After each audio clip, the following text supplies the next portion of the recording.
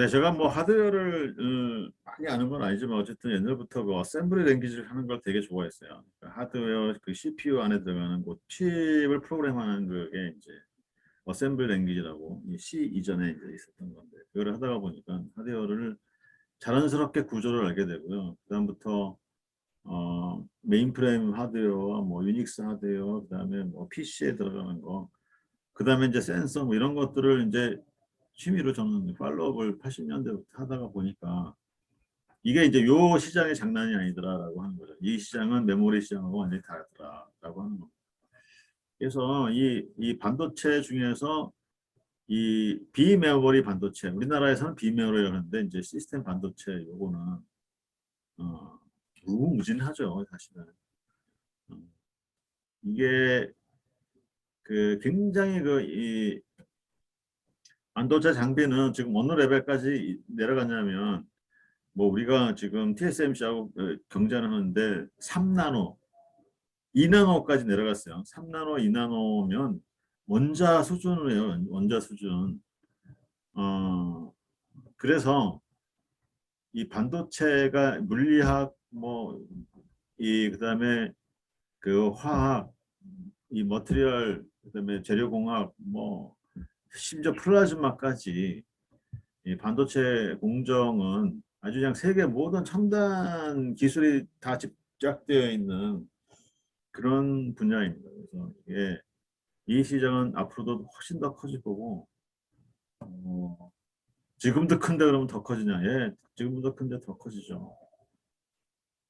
그래서 우리나라는 삼성전자가 잘 돼야 된다는 게 이제 제 그 생각이에요. 삼성전자, 하이닉스 이런 반도체 회사가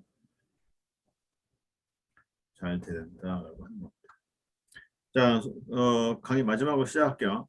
자, 이렇게 해서 이제 우리가 파운드리가 뭐냐? 파운드리는 반도체를 수주를 받아서 여기서 보면 여기서 이 반도체 만들어줘라고 하지고 디자인 하우스에서 이제 설계 넘겨주면 그런 가지고 이제 뭐 물량뛰기로 만들어 주는 거예요. 이게 이제 파운드리인데 어떻게 보면 이제 굉장히 그 별거 없을 것 같은 거죠. 근데 사실상 요새 이제 파운드리 이슈가 뭐냐면 이 이 안에 들어가는 선이 있잖아요. 이게 이렇게 선이 있는데 이게 그 사이즈가 뭐냐? 지금 그 나노가 예를 들어서 지금 10나노, 인텔은 10나노, 그다음에 TSMC 7나노, 삼성은 8나노, 지금 둘 다 이제 지금 만들려고 하고 있는 게 5나노 이렇게 내려가요.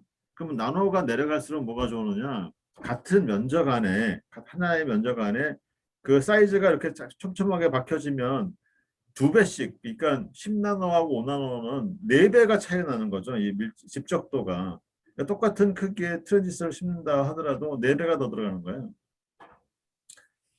그다음 네 배가 더 들어가고, 그다음에 이 칩은 또 중요한 게 뭐냐면 전력 소모인데 전력 소모가 더 이제 작으면 더 죽게 들죠. 그다음에 빠르기는 반도체 칩이 많을수록 더 빨라지죠. 그렇기 때문에 반도체 칩을 더 작게 만드는 거예요. 근데 7나노에서 10나노에서 5나노 가는데 7나노 가는데 7나노에서 5나노 내려가는데 공장 하나 짓는데 30조씩 들어요. 30 빌리언 달러. 어마어마한 돈이 들어가는 그런 게임이죠. 그게 이제 파운드리예요. 그게 파운드리.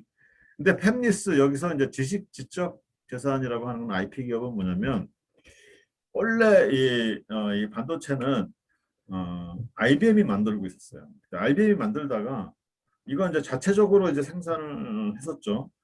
그런데 거기서 이제 이 퍼스널 컴퓨터 나와가지고 인텔이 만들기 시작했어요. 인텔. 뭐 기억하시죠? 8086 이렇게 기억하세요? 8088. 이 8088, 8086 기억하시는 분은 좀 연식이 되신 분이에요. 그 다음에 이제 286이 80286 나오고 80386, 80486 나오고 그다음에 펜티움 나오고 그다음에 이제 그다음에 이제 인텔 칩이 나왔는데 처음에는 이 PC에서 돌리는 굉장히 미약한 그런 이 칩이었는데 얘가 인텔 돈을 많이 벌었잖아요 그때. 그래서 점점 이게 이제 그 집적도가 많아지고 그다음에 이제 이 파워가 PC에 돌릴 게 아니라 이제 미니 컴퓨터 또는 중형 컴퓨터에서 돌릴 수 있는 파워까지 올라간 거예요. 근데 기존에 리스크 칩을 만든 그런 회사들이 있었는데 그 유닉스 벤더들 뭐 그때 썬도 만들었고 그다음에 데크 디지털 뭐 이런 회사들이 실리콘 그래픽스 만들었어요. 근데 그 회사 다 망해. 왜 망하냐? 인텔이 칩을 너무 싸게 잘 만드니까. 그래서 그런 회사들도 자기네가 만들던 리스크 칩을 다 버리고 요 인텔이 만든 칩을 이제 자기네 유닉스 머신에서 올리기 시작한 거죠. 그러다가 이제 모든 PC와 뭐 중형 컴퓨터 이거는 누가 다 잡고 있었냐? 인텔이 다 잡고 있어서 인텔은 당대의 이제 마케팅 전략으로 인텔 인사이드라고 하는 거를 벌리죠. 그래서 인텔 인사이드는 누굴 치려고 하는 거냐? AMD를 치면 AMD를 치는데 AMD는 뭐 전 마켓이 5%도 안 되는 거죠. 그래서 인텔은 그때 어떻게 하느냐? 어, 무어의 법칙을 버린다 그랬어요. 2년마다 2배씩 빨라지는 이 무어의 법칙을 버린다. 이건 도저히 이게 안 된다. 왜 안 된다 이야기를 하냐면 전 세계 자기네들이 95% 시장을 잡고 있는데 무어의 법칙은 2년마다 한 번씩 거대한 투자를 해야 될 거 아니에요. 이거 빨라지려고 하면 칩을 집덕도를 더 계속해서 어, 줄여야 되는데 이렇게 하면 거대한 투자가 들어가고 거대한 투자가 들어가니까 어, 이 수익성이 나빠지는 거죠.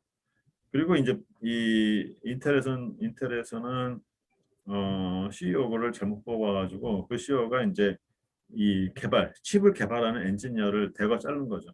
그 대거 잘라는 그 엔지니어로 가느냐 삼성전자로 가고 TSMC로 갔죠. AMD로 가고. 그래서 이제 우리나라도 이제 이제 우리들은 시스템 반도체를 시작할 수 있겠다라고 해서 이제 시작을 한 거죠. 그런데 여기 이게 이제 그렇게 되다가 이 지적 재산이 이제 이게 IP 기업이 뭐냐면 초기에는 인텔 다 잡고 있다가 인텔과 대항해서 나온 그런 게 뭐냐면 리스크 칩을 만들던 그런 회사의 기술자들이 나와가지고 어, 이 인텔에 대항하는 그런 아키텍처를 만들었죠. 그게 지금 엔비디아의 그 지금 M&A를 하려고 하고 있는 ARM이랍니다. ARM. ARM 칩이라고 보통 얘기를 하는데 ARM, ARM. ARM이 이제 그 기술을 가지고 있었는데 2010년대에 이제 뭐가 되냐면 스마트폰이 생겼는데 스마트폰에 이 CPU가 들어가잖아요. 근데 CPU는 일반적인 그런 CPU가 아니라 이 스마트폰에 들어가는 저전력 CPU여야 되는데 이 저전력 CPU에 대한 그 노하우를 누가 가지고 있냐? ARM이 가지고 있어요. 그래서 ARM은 전 세계 그 이 CPU 여기죠, 저거죠. 그 스마트폰에 들어가는 칩의 70% 이상을 ARM 칩으로 지금 가고 있습니다. 인텔도, 그다음에 삼성도, 그다음에 저기 다 모든 그 이 안드로이드 폰이나 이 ARM 칩의 기술을 받아가지고 이제 지금 만들고 있어요. 그래서 팹리스는 요 지식 IP 기반, 요게 이제 ARM인데 여기서 라이센스를 받아가지고 쓰고 있고, 그래서 이제 얘네들이 만들어서 파운드리에다 위탁 생산을 하는 거죠. 근데 이제 이 AP라는 게 이제 굉장히 AP 그 애플리케이션 프로세서라고 하는데 이 CPU에 이 반도체에 들어가는 AP는 저전력일 뿐만 아니라 여기는 스페이스가 별로 없잖아요. 그러니까 메모리하고 여기 이 CPU하고 GPU 카드하고 또 뉴럴 프로세스 유닛이라고 NPU하고 몽땅 다 하나의 칩 안에 거기 다 들어가요. 그걸 만드는 게 진짜 기술이에요. 이제 퀄컴하고 애플 뭐 이런 데서 이제 그거를 만들고 있고 전 세계적으로 거기에 이제 싸움이 이제 되는 거예요. 그래서 이 메모리 반도체는 치킨 게임이에요. 이거는 대량 생산이기 때문에 투자를 엄청나게 해서 대형으로 볼륨 떼기를 하는 거죠. 여기는 메모리 반도체는. 비메모리 반도체는 제품이 억수로 많죠. 8,000개 이상 되는 거니까 여기 안에 자동차 들어가고 이 비메모리 반도체 같은 경우에는 이거요. 어, 이 굉장히 여러 종류의 칩을 만드는 그런 숙련된 사람들이 필요해서 여기는 천재급 인재가 필요한 거죠. 천재급. 근데 삼성전자는 반도체 칩도 만들고 이거 IP만 없고 반도체 칩도 만들고 디자인도 하고 파운드리도 만들고 조립 검사 다 해요.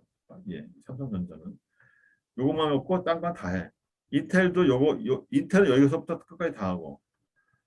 그러니까 삼성전자 같은 파운드리는 삼성전자가 파운드리도 하고 팹리스도 하고 그다음에 디자인도 하고 그러니까 삼성전자 같은 경우에는 이제 이 팹리스하고들 싸워야 되는 거죠. 팹리스가 누구냐? 애플, 퀄컴, AMD, 그다음에 이런 데 엔비디아 이런 데가 팹리스거든요. 그런 데랑 싸워야 되니까 좀 그렇죠. 근데 TSMC는 어떠냐? TSMC는 딱 요것만 있어요. 파운드리만 있으니까 TSMC의 사명 뭐냐면 우리는 고객하고 경쟁하지 않는다. 그렇죠? 그러니까 애플의 모든 칩을 어디서 만드냐? TSMC에서 밀어줘요. 대만 업체. 근데 삼성전자하고 애플하고는 경쟁이죠. 그러니까 애플이 삼성 파운드리의 칩을 맡길 필요가 없는 거야. 맡겨서도 안 되고. 그러니까 이제 여기 경쟁이 되는 거죠. 이게 삼성전자가 일단 이쪽에서는 좀 약체인 거예요. 근데 그걸 어떻게 이제 헤쳐나가느냐 하는 게 이슈인데 삼성전자하고 이제 TSMC하고 이제 이 치킨 게임을 벌이니까 삼성전자가 파운드리 사업부를 독립을 시키자. 그래서 우리는 고객하고 경쟁을 하지 않겠다. 파운드리는 무조건 저기 TSMC처럼 동일하게 모든 고객 동일하게 하자라고 이제 할 거를 고민을 하고 있는 중이에요.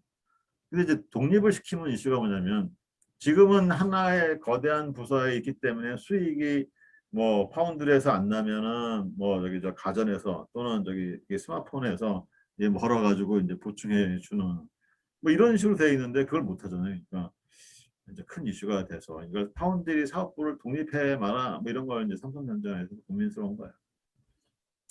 자, AI로 그려는 두 가지 방법이 있어요. 하나는 클라우드 AI. 지금까지는 클라우드 AI죠. 서버 큰 AI 서버 이걸 갖다가 이제 클라우드 센터에다 집어넣고 내가 쓰는 거 또는 우리 회사에 AI 그 워크스테이션 그런 메인프레임 같은 거를 갖다 놓고 쓰는 거. 이게 이제 클라우드 AI고 온 디바이스 AI는 저 스마트폰 또는 IoT 디바이스에다가 AI 칩을 심어 그래가지고 AI를 학습을 시켜서 여기다가 박아가지고 얘가 이제 인식하게끔 만들어주는 게 온 디바이스 AI 또는 얘 자체가 학습할 수 있도록 만들어놔서 여기서 데이터를 바로 받아들여서 학습하고 바로 여기서 이제 그 의사결정을 하는 그런 온 디바이스 AI 두 가지 방식이 있어요. 옛날에 클라이언트 서버 했을 때 클라이언트 서버 이거 서버고 이거 서버 형태고 이건 클라이언트 형태 이거 이렇게 생각하면 돼요. 근데 온 디바이스 AI가 이제 앞으로 뜨겠죠. 왜 뜨냐? 모든 디바이스에 센서가 들어가는데 그 디바이스 안에 AI 칩을 심어가지고 거기서 학습해서 거기서 해버리자라고 하는 거죠. 디시전을. 그러니까 온 디바이스 AI가 앞으로 IoT가 발전하게 되면 온 디바이스 AI가 더 커질 가능성이 있고 지금까지 엔비디아 뭐 이런 데는 이 클라우드 AI 형태죠. 서버에서 데이터를 다 거기다 갖다 주고 거기서 이제 인식을 하게 되는 그 방식이 뭐냐면 클라우드예요. 근데 요 온디바이스 AI는 센서 옆에 있거든. 센서 옆에 또는 스마트폰. 그러니까 한국이 가야 되는 길이 온디바이스 AI다. 여기서 칩을 만들어 NPU 같은 뉴럴 프로세싱 유닛 같은 거를 만들어서 디바이스 안에다가 AI를 심자 하는 게 이제 지금 새로운 트렌드고 그 새로운 트렌드를 이제 삼성전자가 그거를 이끌려고 하고 있어요. 그래서 상평은 온 디바이스 AI 쫙 나오잖아요. 그래서 NPU를 만들고 있어요. NPU가 뉴럴 프로세싱 유닛인데 그 AP 안에 이게 들어가요. AP 안에 들어가서 거기에 GPU도 들어가고 NPU도 들어가서 이거는 이제 그 엔비디아가 장악하고 있는 그런 거랑 다이다이 붙을 수는 없으니까 요 칩 안에서 여기서 이제 그 뉴럴 네트워크를 처리하고 학습하는 그런 그 프로세서가 NPU라고 하는 거죠. 바이두하고 지금 하고 있습니다. 삼성이 또 이미지 센서 쪽에 굉장히 이 밝아요. 그래서 지금 1억만 화소, 지금 1억만 화소도 넘고 이제 2억 화소를 이제 목표로 지금 만들고 있고, 갤럭시 21은 2억 화소, 2억만 화소가 이제 들어가 있죠. 이게 이제 현재는 소니가 죽을 뻔하다가 살아난 게 이 센서 시장 지금 50%를 차지하고 있는데, 이거를 삼성전자가 맹렬히 추적하고 있어요. 삼성전자가 살아남기는 이미지 센서, 그다음에 여기 이제 이 온디바이스 AI, 그다음에 자율주행 자동차에 들어가는 이 CPU, 이런 거에 포커싱을 하고 있습니다. 그래서 전체 이제 반도체 시스템 시장 판도를 보게 되면 인텔 X86 아키텍처가 지금까지 인텔 서버 시장을 먹고 인텔 파운드에서 그걸 만들었죠. 근데 요 근래에 인텔이 20조 200만 200억 달러를 투자를 해서 인텔 자체적인 파운드를 만들겠다 선언을 했죠. ARM은 아까 얘기했던 리스크 기반의 영국 회사, 리스크 기반의 ITP를 가지고 있는 영국 회사인데, 이게 ARM이 중국이 10%를 샀어. ARM의 지분을. 그래서 중국이 ARM 지분이 있어요. 근데 이제 ARM, 이제 중국은 뭐 이 반도체를 하니까, 좀 반도체를 만드니까 ARM에서 이제 여기 IP를 빼가지고 자기 중국에서 뭐 팔고 있다 하는 거를 ARM 본사가 막 그거를 알고 뭐 사람을 자르고, 여튼 야 안에는 영국하고 중국하고 아주 그냥 전쟁. 그런데 이 ARM을 현재 지금 법적으로 소유하고 있는 데가 어디냐? 손병희의 비전 펀드, 비전 펀드. 근데 이거를 손병희 비전 펀드가 이제 코로나 사태 때로 이게 이제 돈이 이제 말라가니까 엔비디아에 이걸 팔아먹은 거지. 근데 이거는 각국에서 다 승인을 해야 되는데, 영국에서 승인을 아직 안 하고 있고 중국도 안 하고 있고, 그래서 이게 엔비디아가 ARM을 성공적으로 살 수 있을지, 그건 아직까지 이제 미정입니다. 스마트폰 시장은 삼성전자, 애플, 퀄컴, 화웨이, 얘네들이 지금 다 만들고 있어요. AP를 만들고, 삼성전자도 만들고, 엑시노스라고 하는 삼성전자 만들고, 애플도 당연히 자사폰은 자기가 만들죠. 퀄컴 대부분의 이제 이 안드로이드 폰에 들어가는 AP는 퀄컴, 화웨이는 자기네 폰 거 중국에 나온 거를 이제 쓰고 있어요. 카메라 센서는 소니, 삼성전자, 그다음에 여기 이제 자동차, EV, 자율주행 자동차, 그다음에 전기차에 들어가는 건 테슬라, 뭐 이것도 테슬라는 자기네들이 칩을 만들어서 삼성한테 같이 만들자라고 했고, 여기 구글에서 만든 그 웨이모도 삼성에 이제 그 의뢰를 하고 있는 그런 상황. 이렇게 이제 팹리스가 있고, 파운드리는 이제 대만 TSMC에서 인텔도 고객, AMD 고객, 엔비디아도 고객, 여기 애플도 고객, 이거 대만 TSMC는 뭐 잘 나가고 있어요. 이제 삼성전자의 이 파운드리는 경쟁이지 뭐. 지금 엔비디아에서 만든 그래픽 카드를 지금 삼성전자가 만들고 있고, 그다음에 이제 화웨이도 고객이기도 하고, 그래서 지금 삼성전자는 퀄컴 거를 저기 위탁받아서 지금 생산하고 있어요. 삼성전자의 앞으로 이 파운드리에 나갈 방향은 엔비디아에서 물량을 다 받거나, 아니면 AMD 물량을 다 받거나, 아니면 이렇게 해서 이 물량을 확보를 해야 된다라고 하는데, 아직은 좀 이렇게 좀 힘이 좀 약한 것 같기도 하고. 그다음에 여기 중국에서 있는 SMIC, 이게 이제 미국하고 중국하고 전쟁 때문에 이제 SMIC에 대한 모든 이 수주하고 매니팩처링하는 게 다 막혀 있죠. 미국이 막은 거예요, 이거. 그래서 이제 반도체 장비도 얘네들 못 사. 그러니까 중국은 자체적으로 개발하고 자체적으로 쓰겠다라고 하는 그런 주의로 지금 하고 있습니다. 이게 현재 전 세계 시스템 반도체 판도인데, 여기서 한국이 어떻게 살아남느냐 하는 게 앞으로 미래 한국을 결정하는 거예요. 이게. 거기에 핵심 기술이 뭐냐? AI. 거기에 핵심 기술이 NPU, GPU, 이런 상황입니다. 그래서 제가 이제 이런 판도를 좀 이해하면 재밌게 이거를 볼 수도 있고, 앞으로 여러분들이 AI를 활용해서 뭘 할까 고민하는데, 이 시장도 굉장히 중요한 시장이다. 이거 석권하면 우리나라는 이제 한 단계 점프업을 하는 그런 게 됩니다.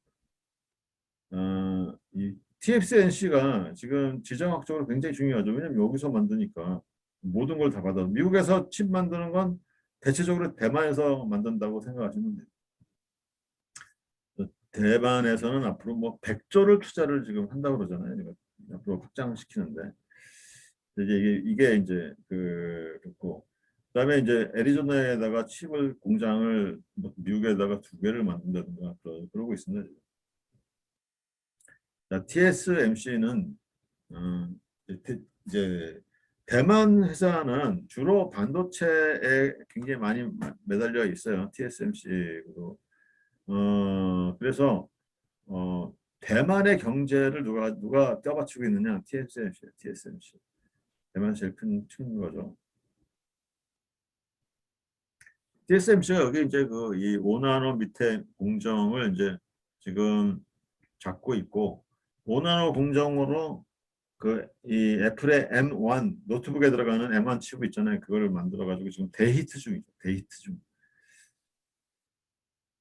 자, 그래서 이제 미국은 이제 반도체 기술 줄이기 위해서 이제 뭐 국영 기업을 만들어 가지고 엄청나게 투자를 하고 앞으로도 무지하게 투자를 할 겁니다. 반도체 분야에. 미국도 반도체 분야에 엄청 투자를 할 거고 그럼 딱 중간에 껴있는 데가 어디냐? 우리나라지 우리나라.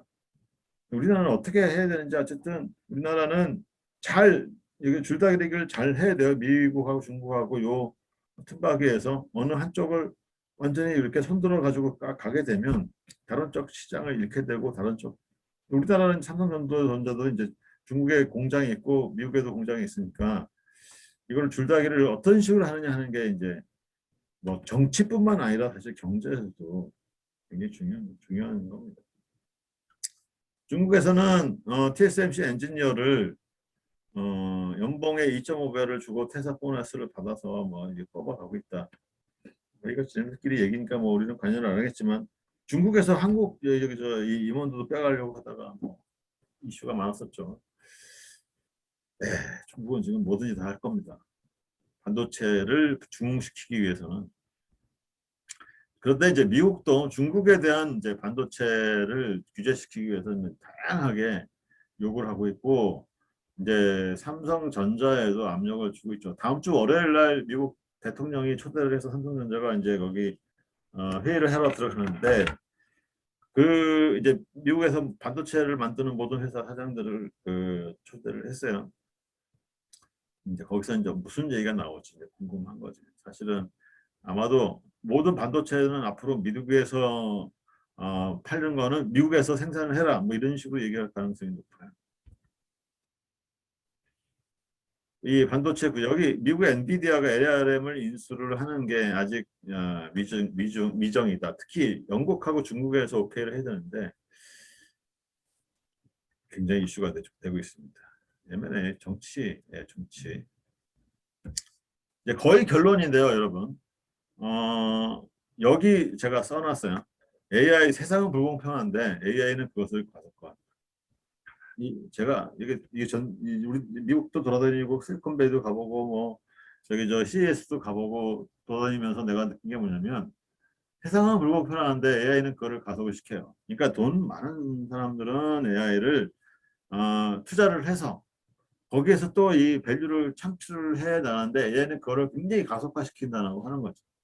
AI를 기술을 가지고 있는 회사와 없는 회사, AI의 기술을 가지고 있는 나라, 없는 나라 이게 갈라진다는 거예요. 이게 그래서 AI가 이제 학문의 영역에서는 이제 벗어나기 시작했어요. 그래서 AI는 학문의 영역이 아니라 이제는 민족주의의 영역이에요. 국가의 영역이에요. 그래서 국가의 영역은 뭐냐면 우리나라의 AI, 중국의 AI, 미국의 AI, 영국의 AI 다 각자 도생인 거지.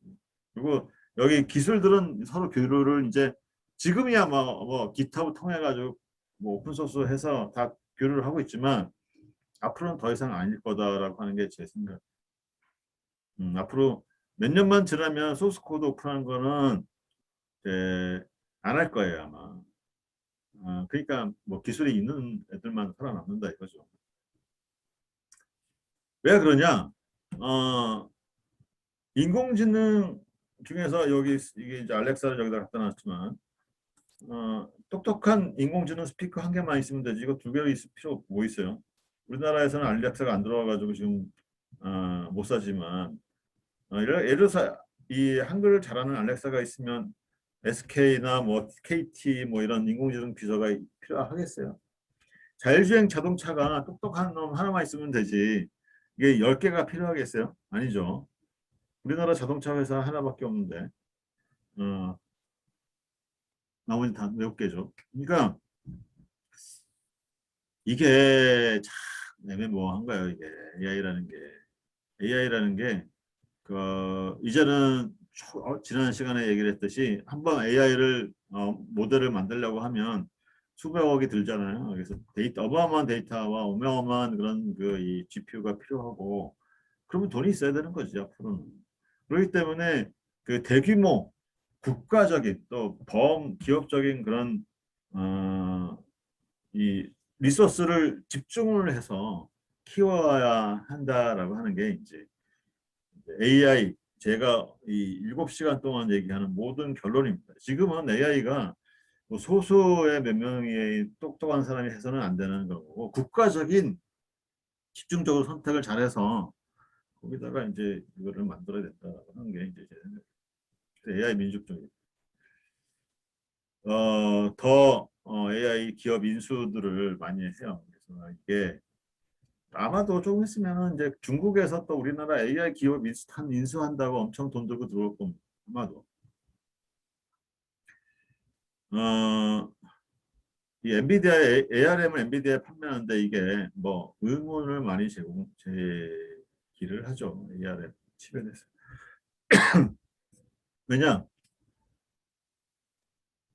지금 엔비디아가 인수가 되면 얘 엔비디아가 ARM의 기술을 독점하게 되잖아요. 근데 그럼 ARM 기술 독점, 그럼 애플, 그다음에 삼성전자, 퀄컴 이 전체 마켓에서 70% 차지하고 있는데 ARM 기술이. 그러면 엔비디아가 그걸 그냥 놔두겠냐고. 또 한 가지는 중국 같으면 무조건 반대하지. 지금도 뭐 ARM 기술을 잘 활용하고 있는데 엔비디아 가가지고 모든 걸 차단해버리면 그거는 아마도 노라고 얘기를 하겠죠. 그래서 이게 이제 이 인수가 되면 뭐 영국에도 안 좋고 중국에도 안 좋고 다른 기업에도 다 안 좋을 것 같아서 이거는 이제 노하우의 이슈입니다. 노하우. 그래서 쉽게 처리가 안 됩니다. 미국도 AI 예산은 뭐 여기 이제 여기 플러스 지금 새로운 인프라 펀드까지 해가지고 반도체 만드는데 더 많이 투자를 하고 있습니다. 미국은 뭐 이 중국을 AI 분야에서 중국을 누르기 위해서 어떤 무슨 일이든지 다 할 겁니다. 아마. 그래서 미국이 이제 이 AI 민족주의에 앞장서고 있어요. 앞장서고 있고 중국은 뭐 더 하고 옛날부터 더 했고 그래서 중국은 뭐 모든 분야에 AI 퍼스트 그래가지고 죽기 살기로 투자를 하고 있습니다. 앞으로는 이렇게 될까? 중국에서 미국의 유학가 지금도 그렇지만 유학 가기 힘들 거예요. 아마. 그리고 중국에서 미국에 유학 가서 AI 분야에 있는 사람들은 중국에 돌아가지를 않고 전부 다 미국에서 살고 있어요. 지금. 미국에서 살면 이제 시민권 받잖아요. 그러니까 미국이 가지고 있는 이제 그런 AI에 대한 기술이나 이런 게 지금처럼 계속해서 이제 그 학문적인 부분들을 맡게 되면 뭐清華대가 아무리 잘한다 하더라도 미국에 있는 그런 MIT나 뭐 스탠포드 이런 대하고 경쟁이 되겠어요. 그러니까 요 분야에서 중국과 미국의 AI 분야는 뭐 이 무역 분장뿐만 아니라 무역 분장에 가장 깊숙한 곳에 뭐가 있느냐? AI 기술이 있다라고 하는 거죠. 영국도 AI 민족주의가 굉장히 강해요. 왜냐하면 영국은 AI가 발전한 거고 그다음에 영국 저 아까 ARM 칩 그 IP 기업도 그랬지만 또 영국은 뭐가 있냐? 딥마인드가 있잖아요. 딥마인드. 구글한테 팔려긴 했지만 어쨌든 딥마인드는 본사가 어딨냐? 영국에 있고 모든 사람들이 영국 인플루어가 영국 사람들이에요. 그래서 이 국가적으로 AI 전략을 선언했다가 파란색으로 되어 있는 거. 이게 다 AI를 국가적인 전략을 하는 그런 동네입니다. 미국에서는 굉장히 재미나는 그런 그 디스커션이 하고 있는데, 자, 여기 노란 게 사람이 현재 내고 있는 세금이에요, 세금. 세금. 그런데 이제 이 공장을 돌려서 뭐 소프트웨어, 뭐 하드웨어 이런 걸 사잖아요. 그러면 이런 비용이 이렇게 되는 거지.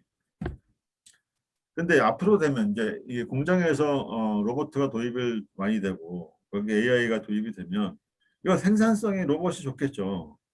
그러면 사람은 이게 져서 쫓겨나니까 로봇에다가 세금을 매겨야 된다 하는 거예요. 왜 사람은 이렇게 이 세금을 이렇게 많이 내고 로봇은 세금 하나도 안 내냐 하는 게 지금 이슈입니다. 그래서 이 노동 세율을 낮추고 그다음에 로봇에다가 세금을 매기자 뭐 이렇게 하는 거가 지금 있어요. 이 기추가 어떻게 되냐면 자, 이 로봇이나 AI가 계속해서 발전하게 되면 사람은 일자리를 잃어버린다 이거지. 그러면 이건 명확한 사실입니다. 이거는 뭐 아무리 뭐 로봇하고 AI하고 같이 사람하고 뭐 일을 하고 뭐 이렇게 서로 뭐 코업을 하고 이건 말뿐이고 실제로는 사람은 일자리를 잃어요. 그러면 자, 이렇게 일을 하는데 방법이 한 가지 있어요.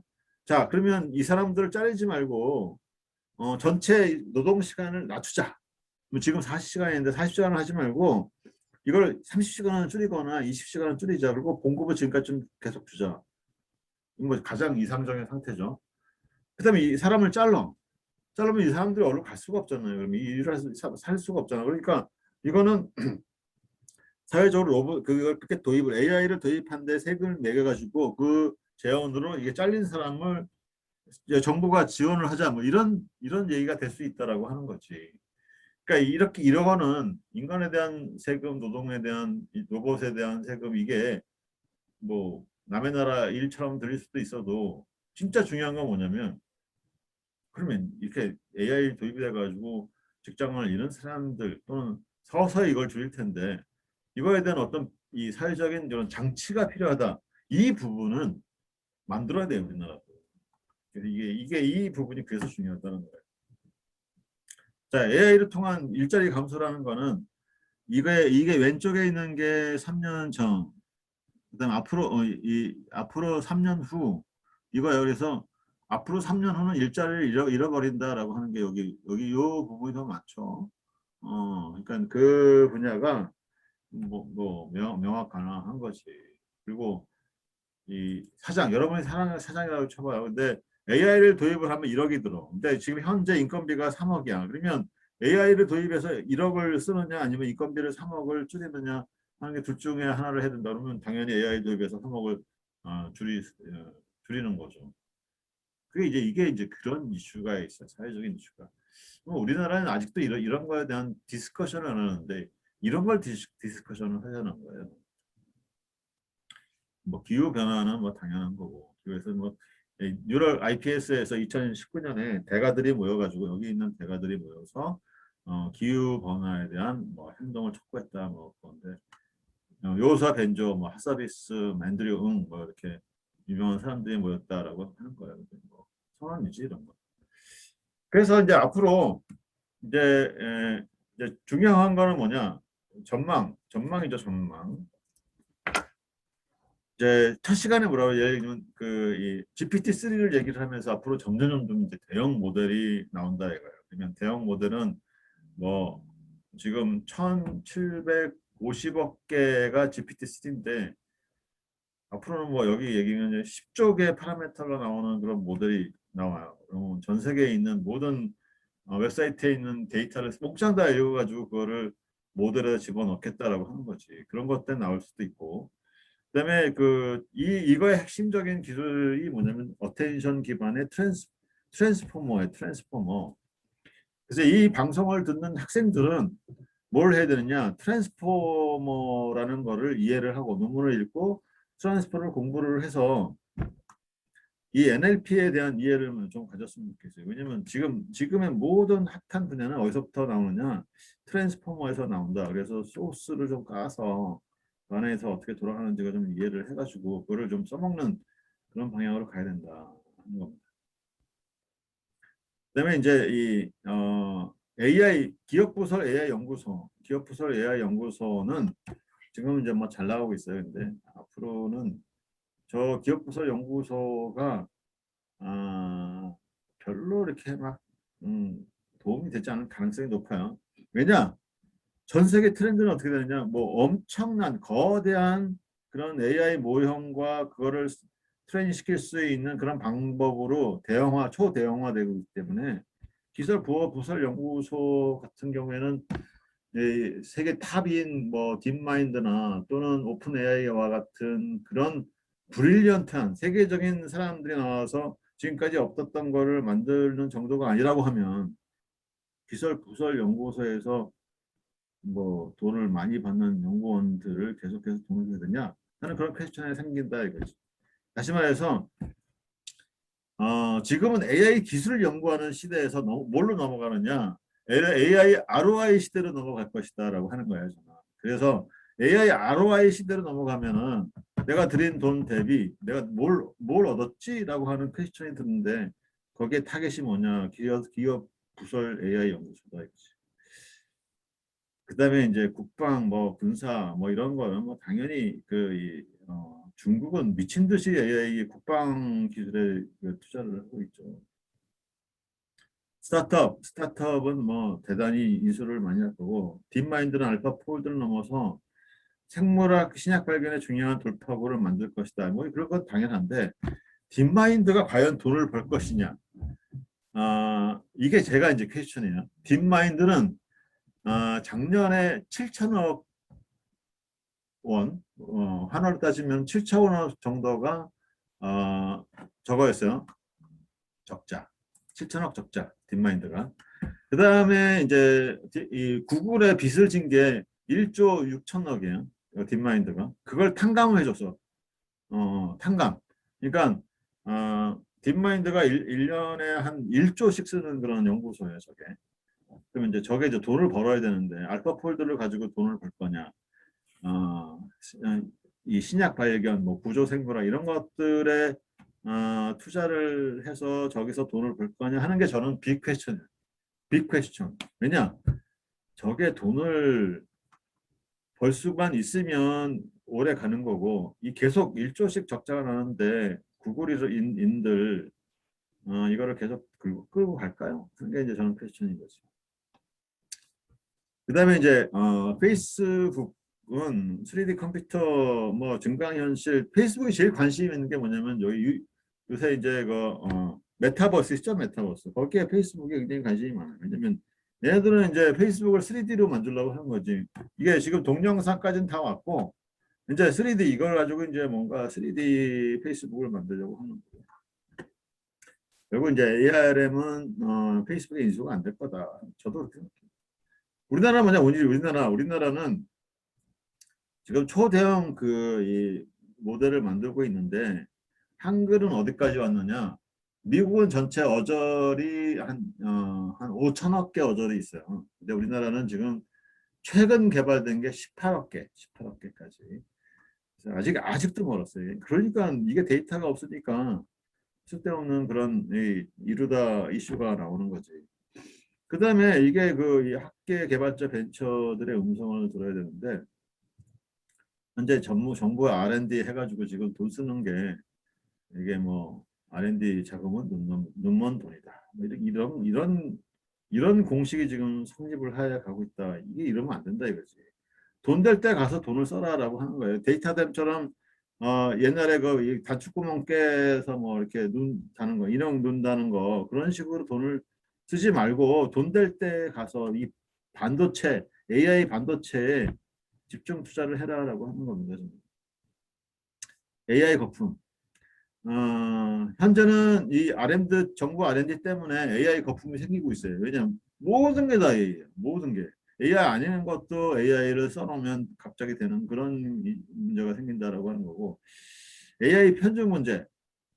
대기업만이 AI 기술을 지금 독식하고 있어요. 그래서 중소기업에 AI 를 교육을 시키고 중소기업에 지금 저는 뭐 중소기업 사장님들한테 AI를 교육을 시키는 게 제 그 이 목적이다라고 생각할 정도로 지금 열심히 저는 하고 있는데 어쨌든 AI의 편중 문제는 큰 문제예요. 대기업만 살아남을 거 아니에요. 문제지. 그다음에 AI 전문가 육수 문제. 우리나라는 AI 전문가를 육성할 수 있는 그런 체계가 안 돼 있어요. 왜냐? 대학 정원을 못 누리잖아요. 대학 정원. 지금 있는 그 컴퓨터 공학 그 봐도 사실 정원이 딱 정해져 있고 이 교수를 뽑을 수가 없어요. 이게 문제인 거지. 우리나라 이거 고쳐야 되는데 고치려고 생각도 안 해. 그게 더 문제인 거예요.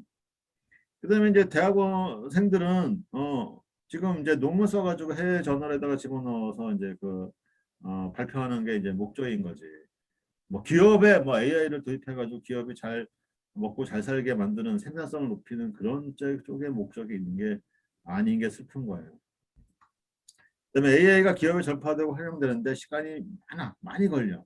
왜냐? 지금 우리나라 사람들은 되게 AI를 뭐 영화에 나오는 거 뭐 그런 걸로 생각하고 있고 아직도 AI하고 우리하고 비즈니스적으로 어떻게 접목이 되는지 모르는 거예요. 그래서 그게 이제 시간이 많이 걸린다 하는 거죠. 그리고 중소기업 문제는 전문가가 없어서 도입 업무도 못 내. 그러니까 저는 사장님이라도 빨리 공부를 하셔가지고 이걸 어떻게 도입할지에 대해서 이제 방도를 만드시라라고 하는 거죠. 개발자들이 AI 전문가를 육성하는 프로그램들은 정부에서 지금 하고는 있는데 개발자가 움직여야지. 개발자가 보수적이에요. 개발자가 AI를 공부를 안 한다는 거지. 그러니까 이제 AI 전문가로 육성하는 프로그램들이 생겨야 됩니다. 생겨야 돼요. 중소기업 임원들이라도 AI를 직접 해야 한다. 당연하죠. 이건 AI는 모든 직원들이 다 공부를 해서 AI에 대한 아이디어를 만들어 가지고 AI를 우리 회사에 도입을 해야 돼요. 그리고 싸게 도입하는 방법도 있어요. 왜냐하면 사원들이 공부를 해서 하면 되겠네.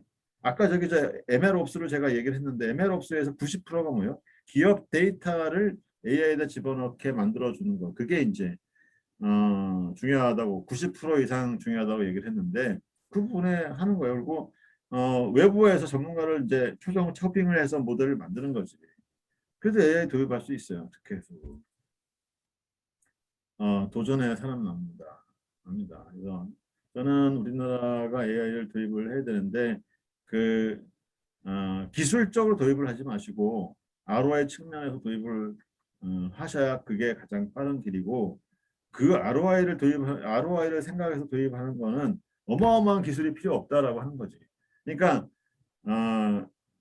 이 몇십 조의 데이터 파라미터 하는 그런 한번 트레이닝 하는데 몇백억씩 드는 그런 문제는 전 세계적인 트렌드니까 그쪽은 그쪽 가라고 남겨두고 우리나라는 하드웨어 포커싱 정보는 하드웨어 포커싱 기업은 이 투자 대비 효과에 포커싱 해서 AI를 현실적으로 도입을 하자 하는 게 이제 제 주장이고 지금까지 7시간의 결론이라고 할 수 있습니다.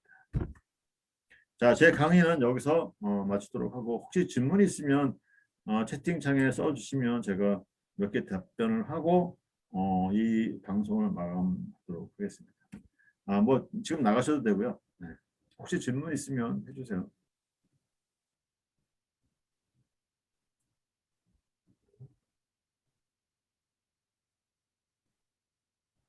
네.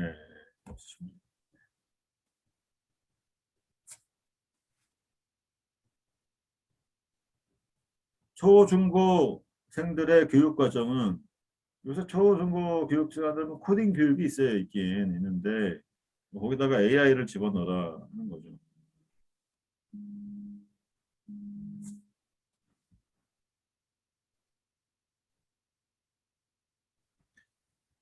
AI를 집어넣는 게 사실 또 없는데 선생님이 AI를 알아야지. 선생님이 AI를 알아야 뭐 초중고생들한테 교육을 시켜야 되는데 선생님도 모르는데 어떡하죠? 그게 이제 제일 문제. 선생님을 교육을 시켜야 돼요. 수학도 가르쳐야 되고요. 초중고생들한테 요새 고등학생들의 AI를 하려고 하는 애들 예, 이제 그 수학하고요. 뭐 텐서플로우, 파이썬, 이런 거 가르치면 돼요. 지금 어렵지도 않아요. 제가 보기에.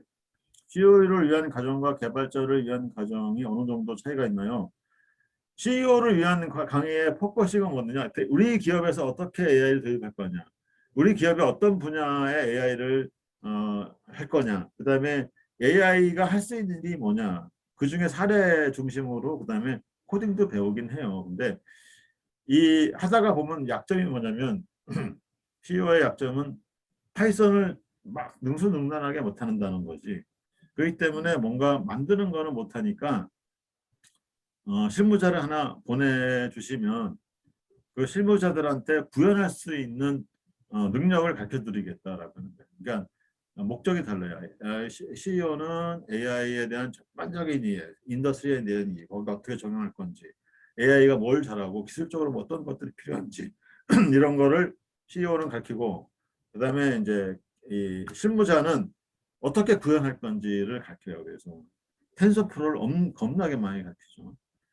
AI 대학원이나 소프트웨어 중심대학에서 AI 학과 개설이 본물이던데, 여러분 AI 대학원이요 8개 정부의 지원을 받는 게 8개 지금 생겼어요. 그리고 소프트웨어 중심대학에서의 본물인데 CS랑 잠깐만요. CS랑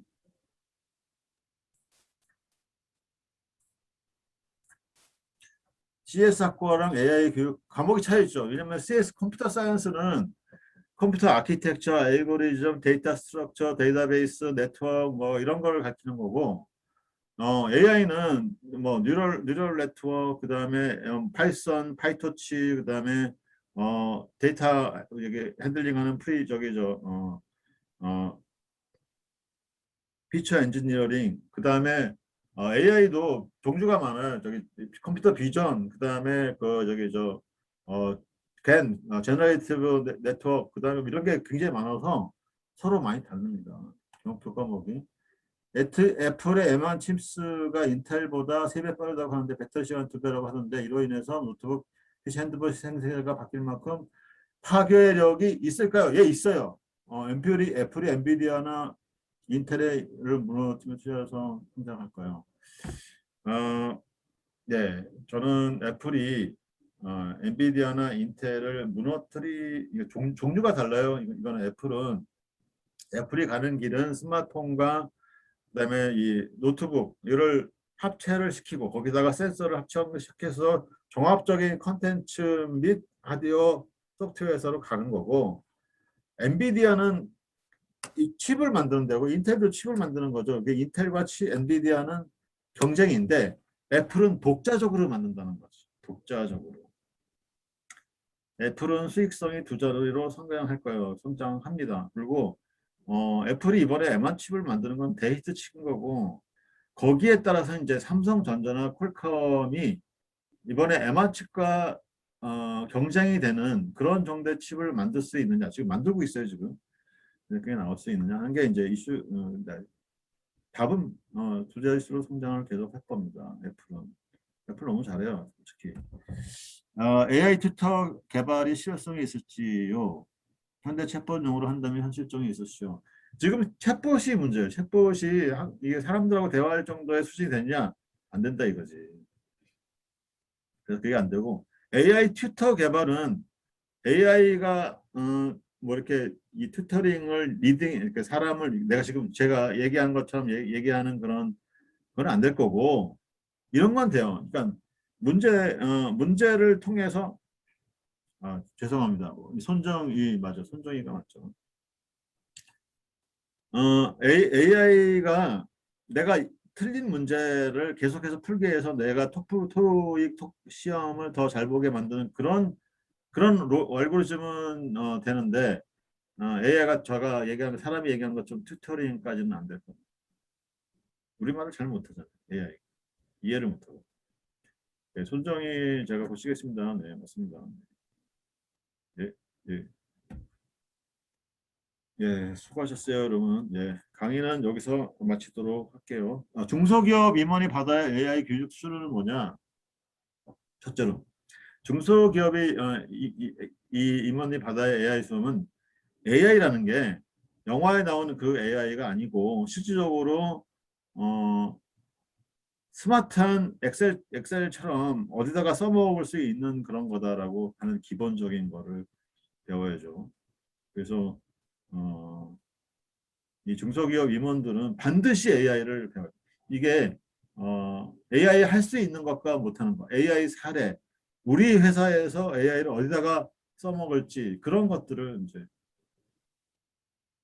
추천해 주실 만한 간단한 교육과정 제가 만들게요. 8시간짜리 하나 만들게요. 임원들을 위한 간단한 교육과정을 사실 제 강의 7시간 요거 무료잖아요. 이거 하나만 들어도 사실은 중소기업에 있는 임원들이 감은 잡으실 거예요 아마.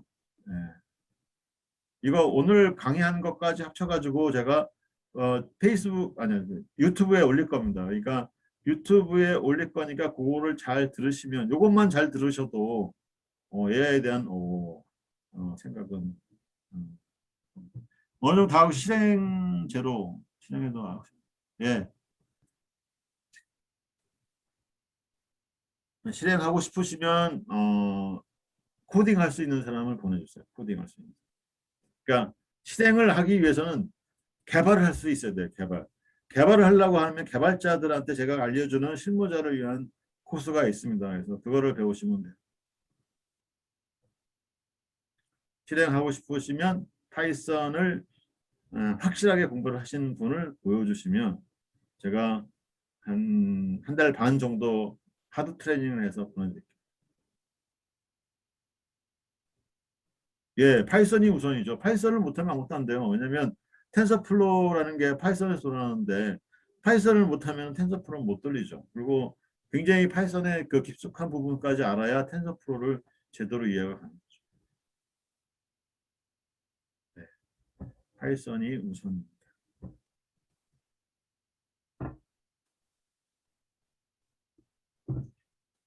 자, 여러분 저기 양 이틀 동안 저희 그 성원해 주셔서 감사드리고요. 뭐 이메일 같은 거, 예, 이메일 같은 거 저기 제가 계속해서 보내드리고 제 저기 뉴스레터가 있어요. 뉴스레터 받으시고 싶으시면 지금 채팅창이나 또는 제 페이스북에다 올리시면 뉴스레터를 보내드릴게요. 네, 뉴스레터를 보내드리면 여러분들이 공부하시면 됩니다. 자, 그러면 오늘 수업은 여기서 마치고 자료 필요하시면 이메일 주시면 자료 보내드릴게요. 네, 오늘 여기서 마치도록 하겠습니다. 여러분 감사합니다. 네, 네. 이메일 주세요. 이메일. 오케이, 이메일.